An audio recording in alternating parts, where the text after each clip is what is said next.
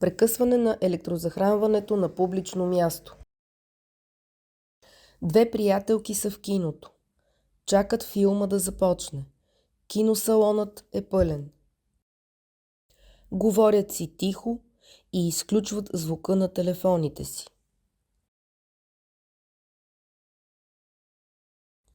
Прекъсване на електрозахранването. Изведнъж екранът започва да примигва и изгасва. Целият киносалон потъва в тъмнина. Хората започват да говорят. Изглежда, че има проблем с електрозахранването. След прекъсване на електричеството. Поемат си дълбоко въздух, за да се успокоят.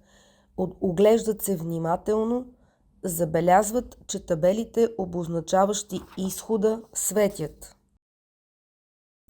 Хората се опитват да напуснат киносалона. Става много шумно и се образува тълпа. Двете остават по местата си и изчакват тълпата да се разпръсне. Обаждат се на семействата си, обясняват къде са и какво се случва. Оглеждат се и виждат хора в униформи от охраната на сградата. Използват аварийните светлини, за да стигнат до тях и да ги помолят за помощ. Напускат сградата. След прекъсване на електрозахранването. Останете спокойно на мястото си. Стойте далеч от тълпата.